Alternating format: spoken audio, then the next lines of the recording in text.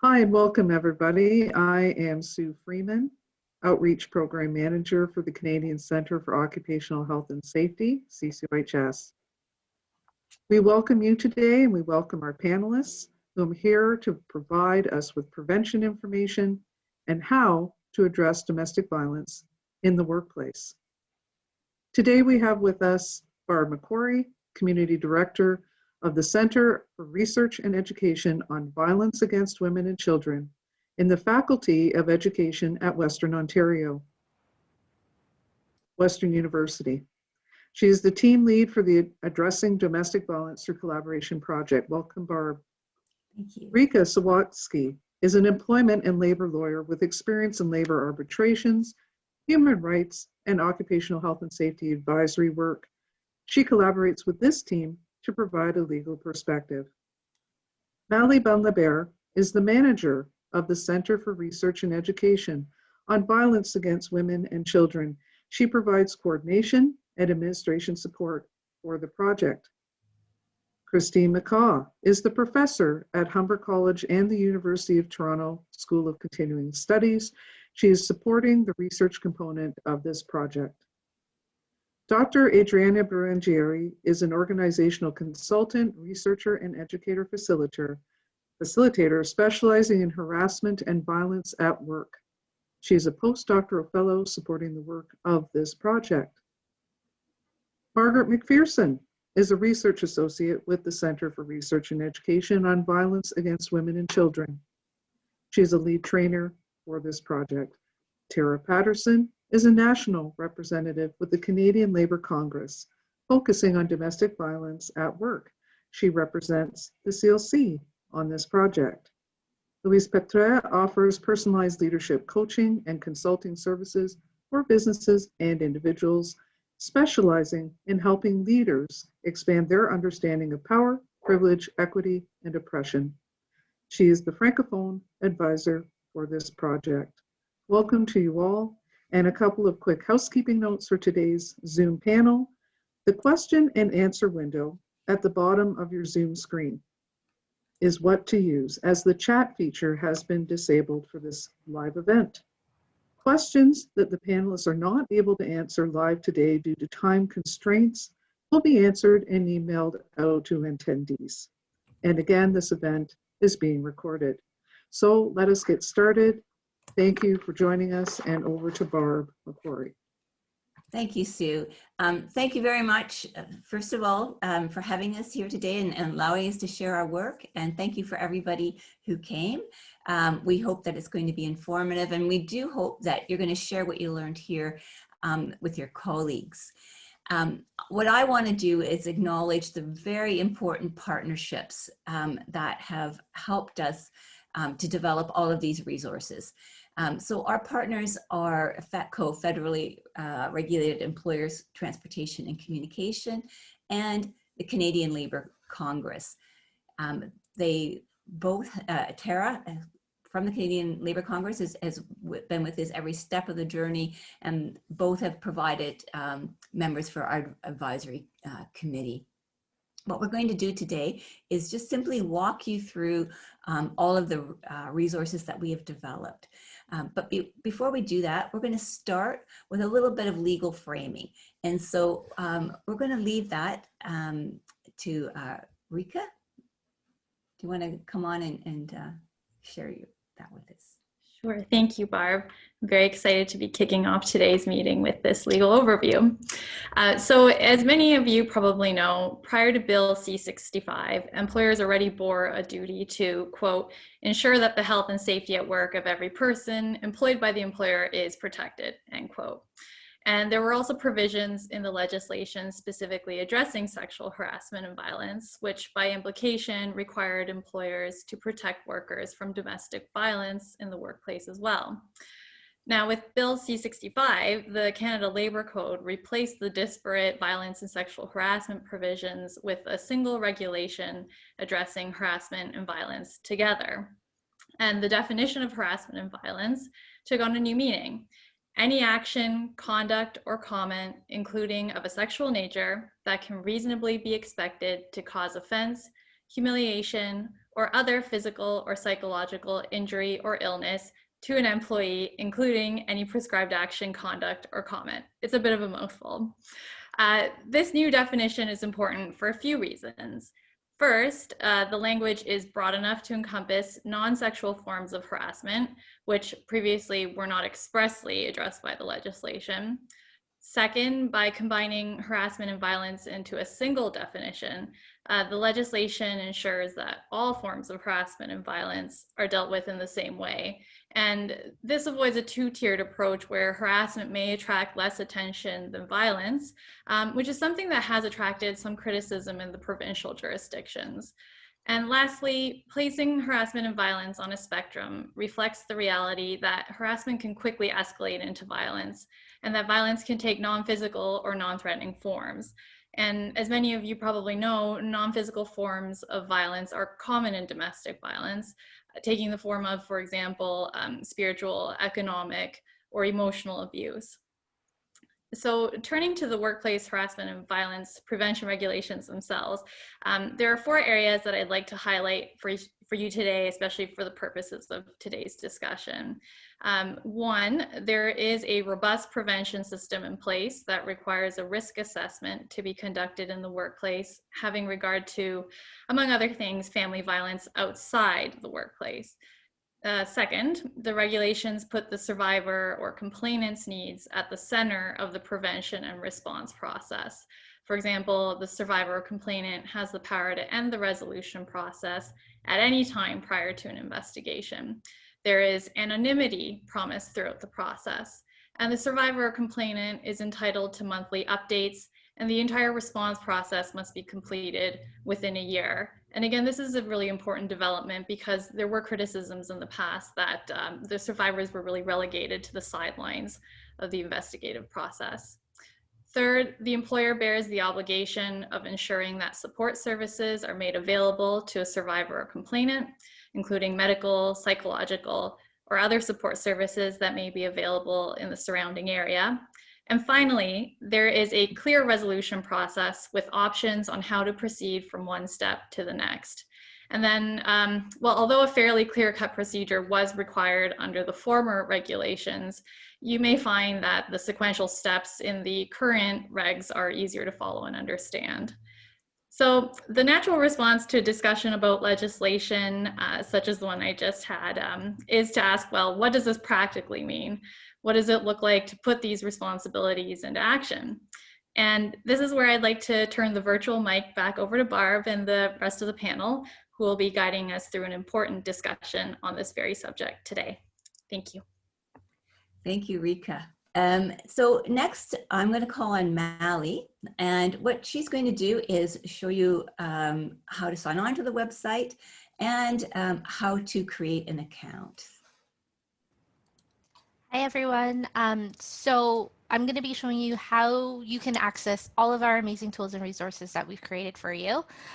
So I'm going to start with a Google window, which most people will use. You can actually use any browser that you have. So it can be Google Chrome, Mozilla. I'm not too sure if people still use Internet Explorer, but that's also a browser that you can use as well. So please use, so you can firstly use, you type in DV at work through Google. That's how you can find it as well. And we're actually the first website that comes up, DV at work. I'll leave this up for a few seconds just so you guys can grab the URL link, which is www.dvatwork.ca. Just because our chat function's not working, we won't be able to share it in the chat, but I thought you'd like to save that URL right now. So this is the splash page where you enter the website. This is the first page you will see, just describing a little bit about the project, our partners that are involved in the project, which is us, Western, Canadian Labour Congress, and FETCO. The website is bilingual, but my colleague Louise will actually go through that piece after it, but you can always, there is a toggle for French and English if you'd like to choose whichever official language you'd like to use. So first things first, I want to log in and create a username and ID so then I can access some of the resources and tools. So what you're going to do is you're going to see this page first. You're going to actually toggle onto create a new account because you are all going to be new users. So what So some of the questions are based on some of the things that we are tracking, so then we can support you in your journey through complying with Bill C-65, but also as a responsibility to our funders as well. So some of the questions that we're asking are regional questions where we would have to report that to the funders.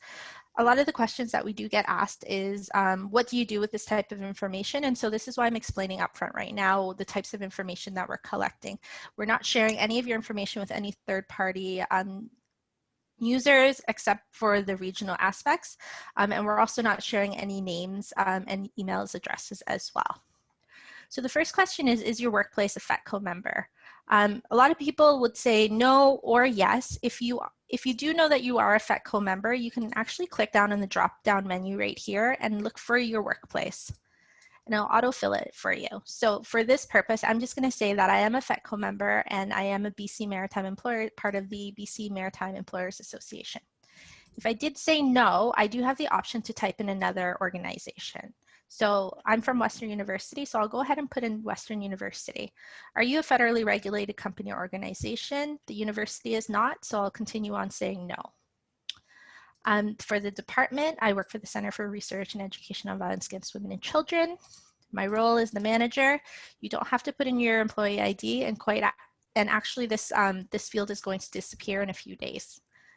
We are asking for your region as well, because this is something that our funder is asking for. And then your province as well. And then you'll type in your email address that you're using. You can choose to use your work email, or you can choose to use a personal one, and then your password, and then create an account. Because I already have an account, I'm just going to go ahead and log in.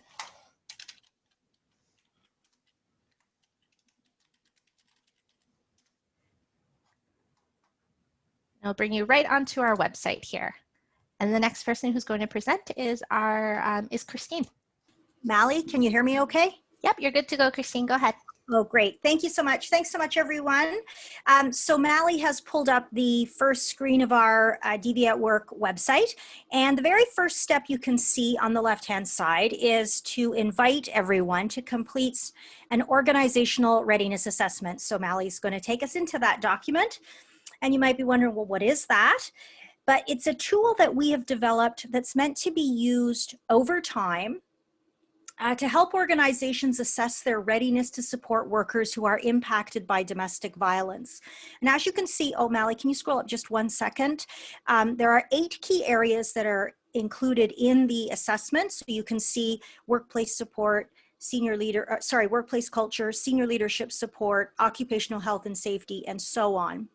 And what the document will do is you have an opportunity to complete it online and receive a customized report.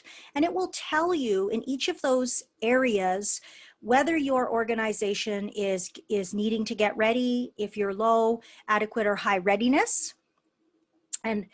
And you also have the opportunity, if you wish, to allow your responses to be contributed to research in the project. I was introduced as a research associate on the project, so we have that opportunity.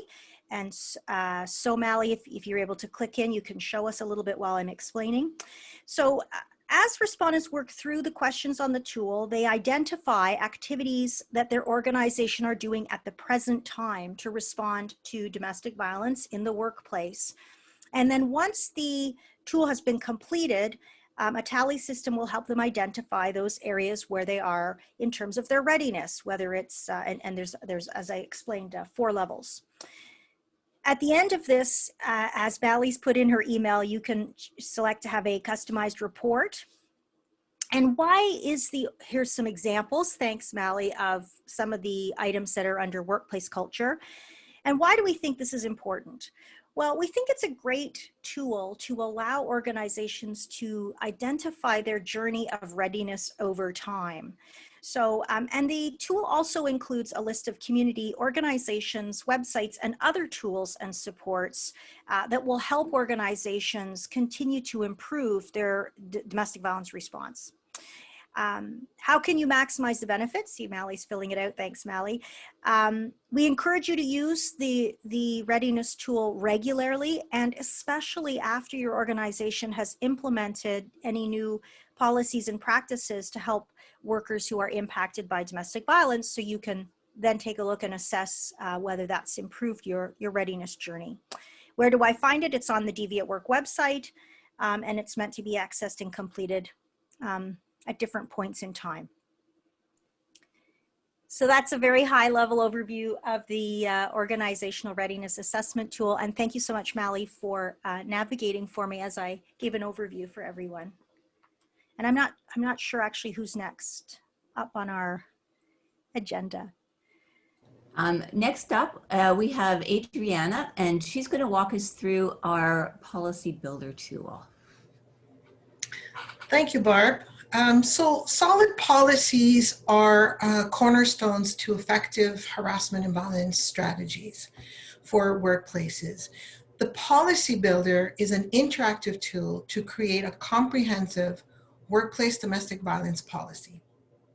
To be effective, workplace policies are developed in partnership with workers or worker representatives at all levels and unions. And this collaborative way of working is reflected in the Canada Labour Code, which requires every employer to develop policies and programs in consultation with their applicable partners. There are two versions or two options for creating your policy. And we can see there at the bottom, Mally is pointing to the comprehensive, and on the right-hand side, there's an icon for, or a button for, clause by clause. So working with the comprehensive version of the policy, this allows you to work with the policy in its entirety. Or you can build the policy clause by clause. And this version allows you to deselect clauses in each section that are not specific to your workplace. Both begin with a series of questions. As you can see, Mally's filling those out about your workplace. For example, the name of your organization, the names of your applicable partners, whether your workplace is unionized or not, and the names of your union. It can also be your security staff, how to reach security staff, for example, if you have an EAP program in your workplace. And once you fill these answers out, the document will auto-populate to ensure that the information is inserted throughout the entire policy where needed. In the case where you have, where it asks you for if your workplace is unionized or not, it will also auto-populate clauses throughout the policy that are pertinent to either unionized or non-unionized workplaces, depending on your choice. Thanks, Mally. So both of the versions of the policy are customizable. And so once you have completed your policy exercise, you have the option to save it as a PDF version or as a plain text version in Microsoft Word. And you can see an example that Mally is showing us of a formatted version.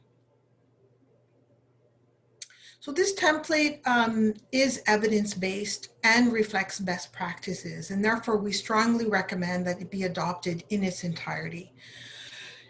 The Policy Builder is a mindful, thoughtful exercise to go through with your applicable partners, in particular the clause by clause. Thank you. Thanks, Mally.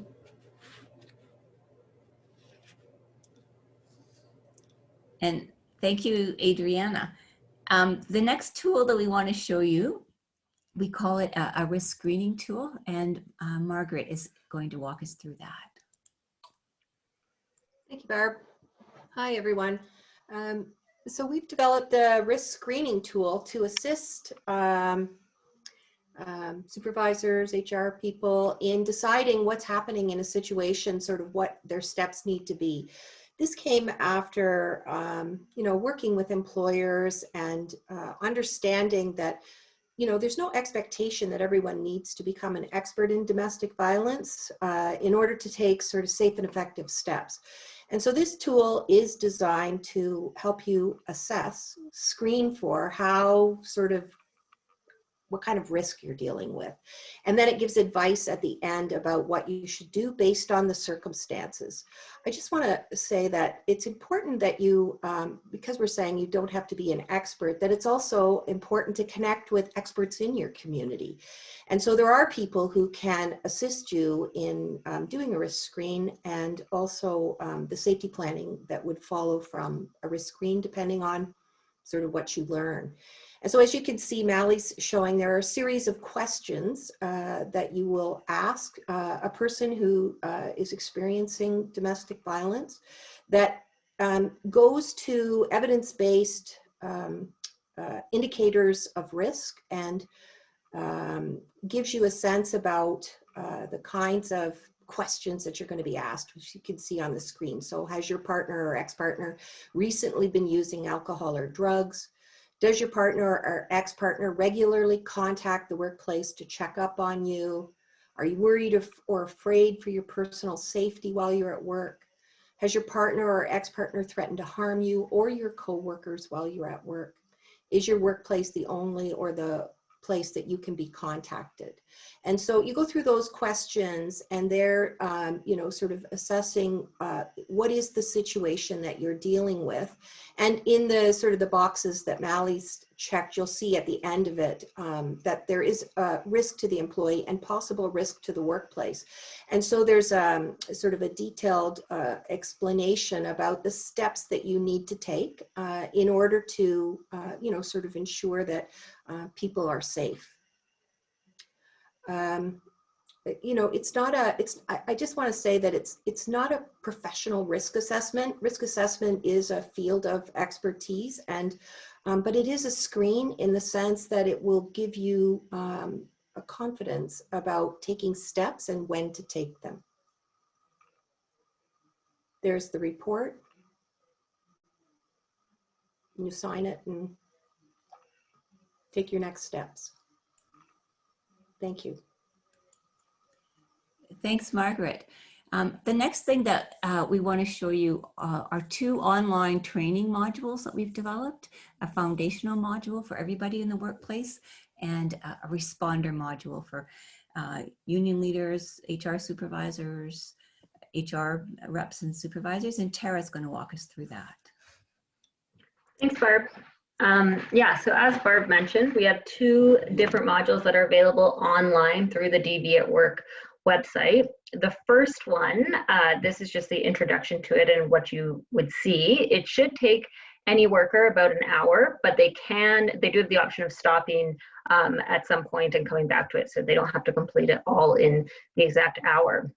This is the opening to that training, and as Barb said, the training is for anyone, essentially. So it's directed towards bystanders primarily, people in the workplace who may be witnessing signs of domestic violence, whether they realize it or not, and is applicable to sort of any worker. And the intentions of the training are to sort of go over what domestic violence is and how it impacts the workplace, how to recognize those warning signs, how to respond safely and effectively if you notice signs in a coworker, and then where to refer survivors for resources and support.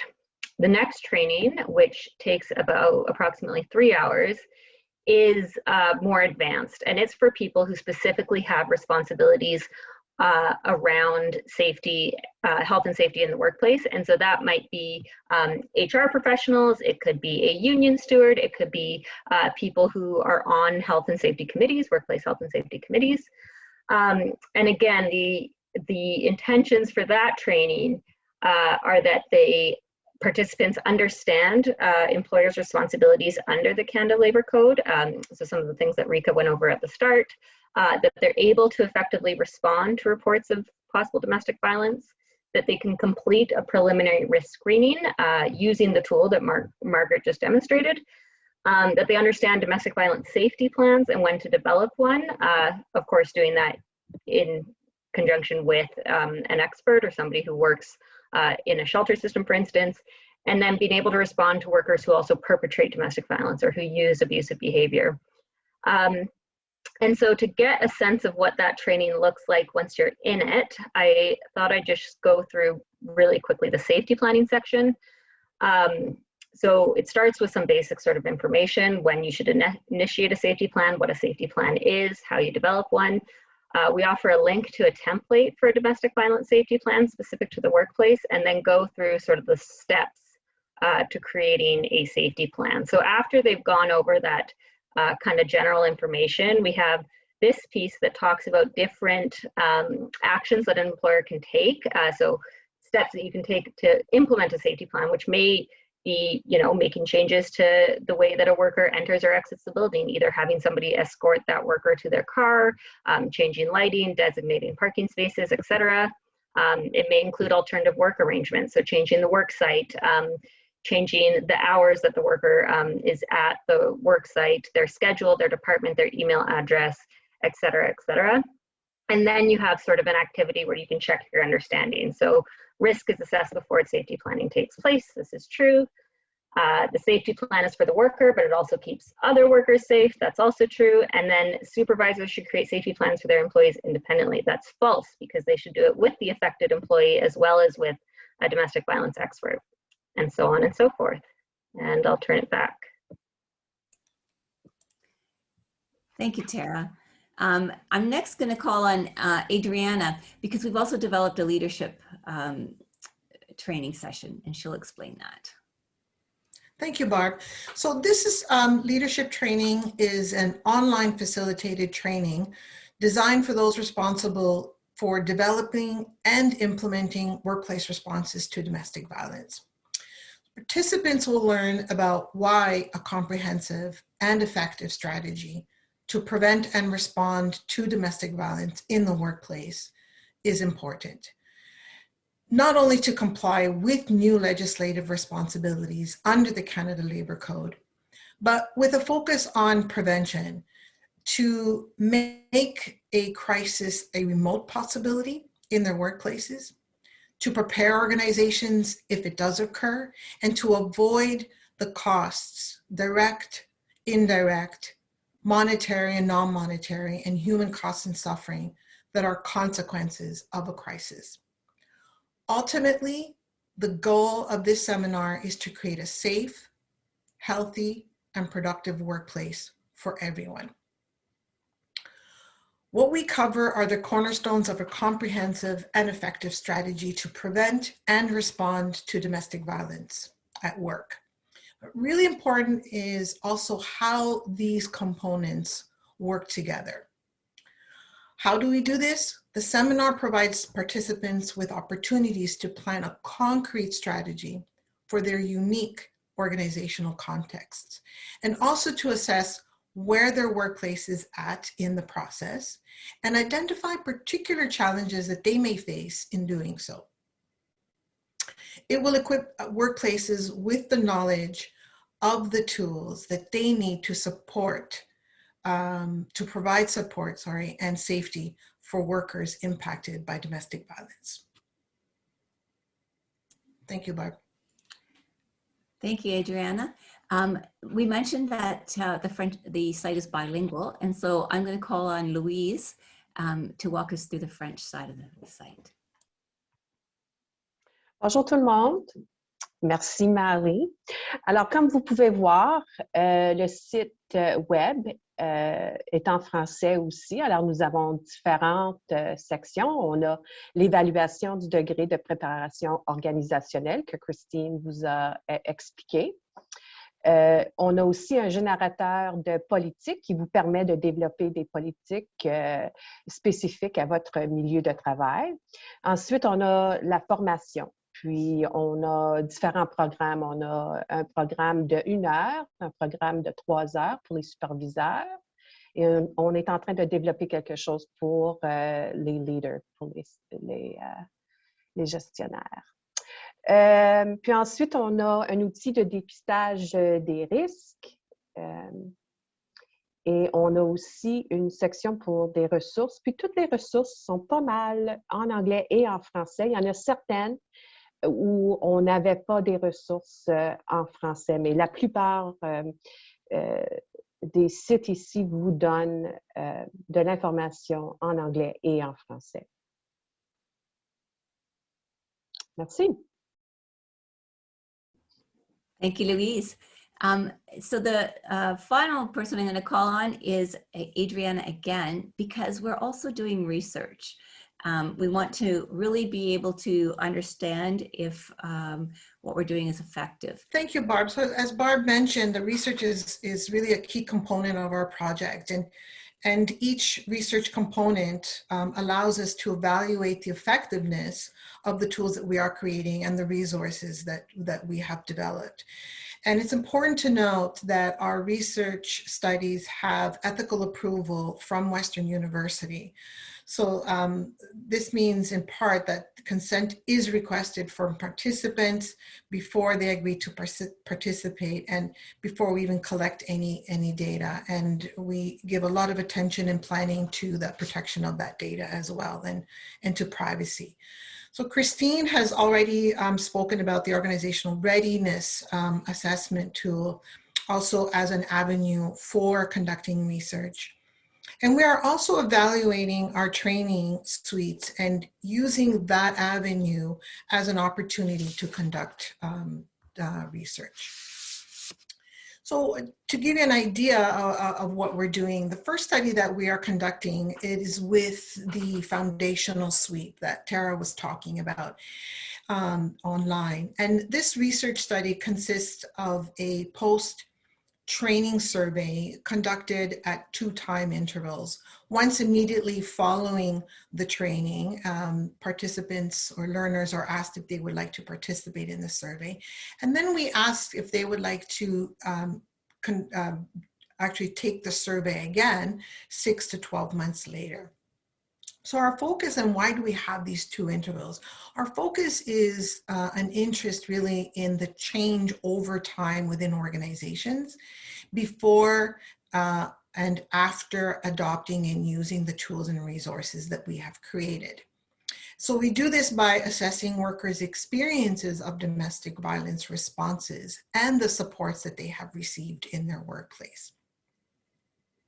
We also capture data on how workplaces and workers are affected by domestic violence.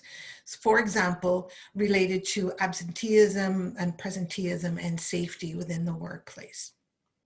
A second study is conducted following the responder suite that also Tara was talking about and demonstrated for us.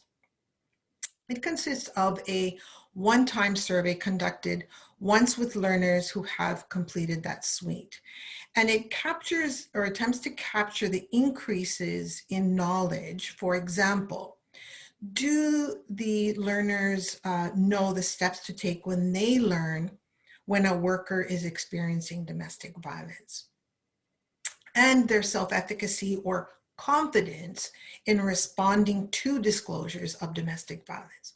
So for example, do they feel confident to work with others to put provisions in place for a worker who is experiencing domestic violence or a worker who is behaving abusively toward their partners?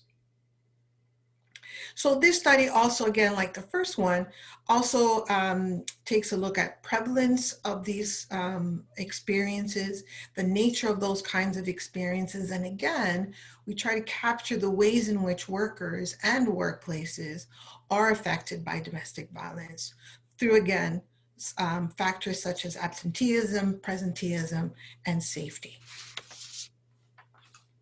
Thank you, Barb.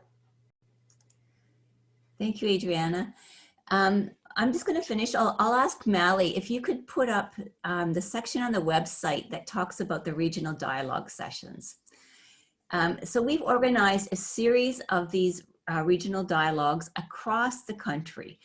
We're starting in the east and we're moving west. I'm not going to give you all of the dates, but you can find them all right there on the homepage of the website.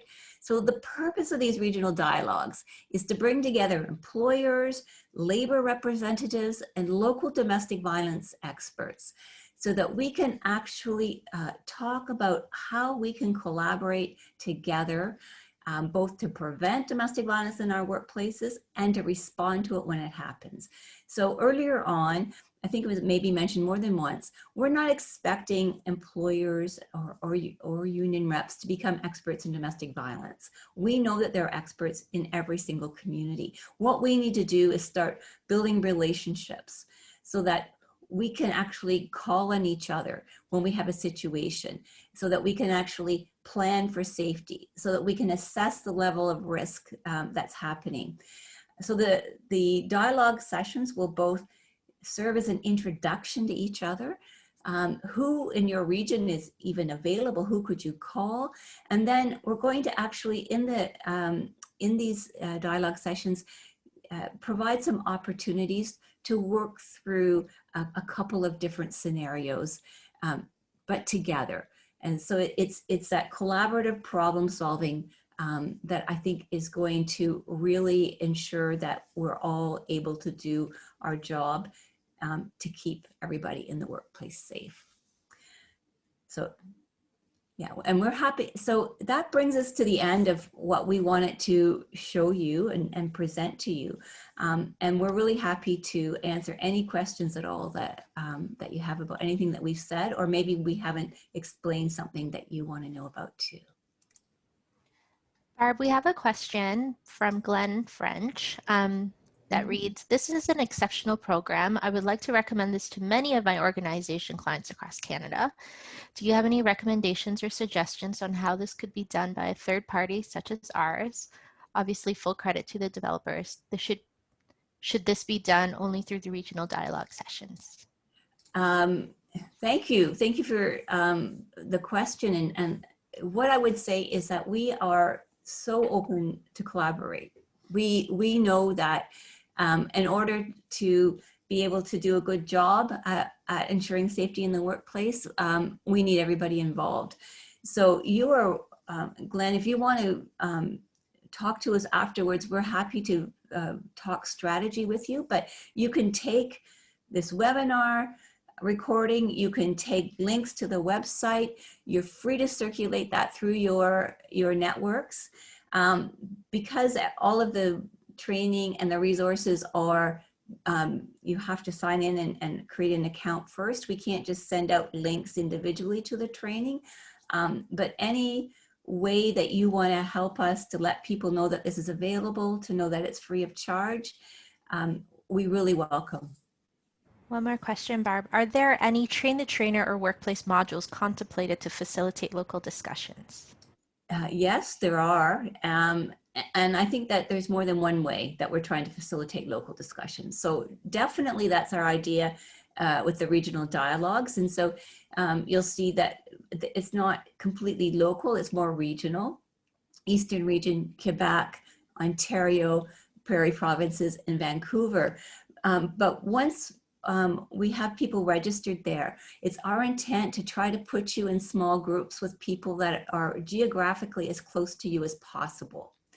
And then as we do those problem solving exercises, you will be doing that with a group of people that are in your geographic proximity. So the regional dialogues are one way we have of doing that. The other potential way to have some dialogue with people from the same area is through the leadership training. And so as Adriana explained what we want to do there, you can sign up for that and participate in a group, and it could be people from all across the country. However, if you want to have people from your own workplace talking together about this, you can contact us, and we're happy to set up a workplace specific training.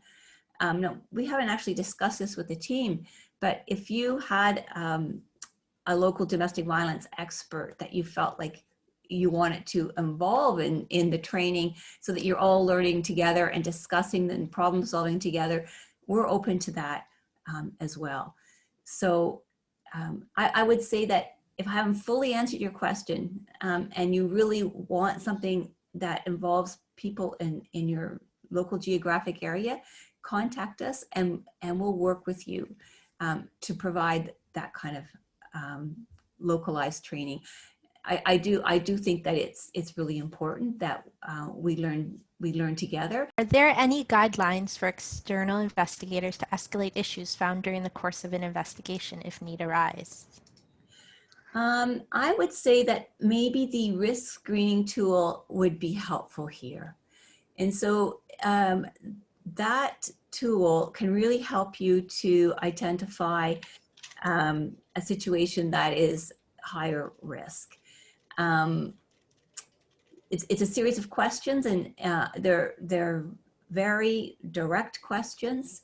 You will get at the end a little assessment of whether or not there's any indication of risk to the workplace, and you'll just also have a point in time assessment of the issue. So I would say that if you were an investigator, you did that risk screening, and you found that you do have an elevated level of risk, then that would indicate that in addition to the investigation, you need to be tapping into local expertise to actually try and mitigate the risk. So I hope that answered that question.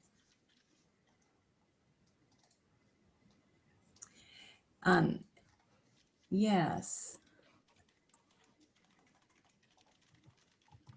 I'm just going to put my email in.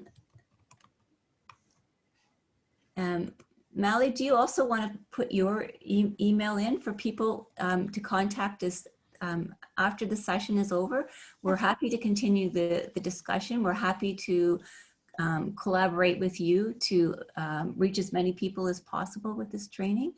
I'm not sure that I did this, that I should have done this earlier. I want to acknowledge the support that we've had from the Federal Labor Department, the Federal Labor Program, and the development of all these resources. And so I know that they're interested as well in making sure that as many people as possible have access to this. And it's intended to be a support for employers who have these new responsibilities as a result of Bill C-65.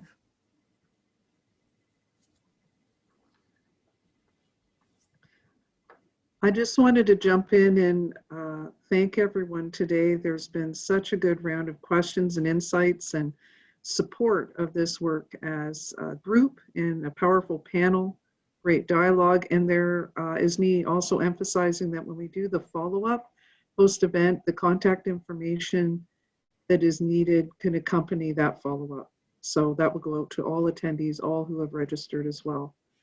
So I'm just checking in, Barb. Are there any other things that we want to address today? Are we good to say thank you to this amazing group of people? I do see a final question about outreach to local police departments, support workers, shelters, so that they can be advocates for the program. This is part of our ongoing agenda of work. And so not just with this particular project, but generally as part of the work that we're doing at the center, we are reaching out particularly to support workers like shelter workers to let them know about the work that we've done, to make sure that they have what they need to feel prepared when employers and labor representatives come to them to ask for help. So yes, we are definitely working on that, and we see that as an ongoing priority.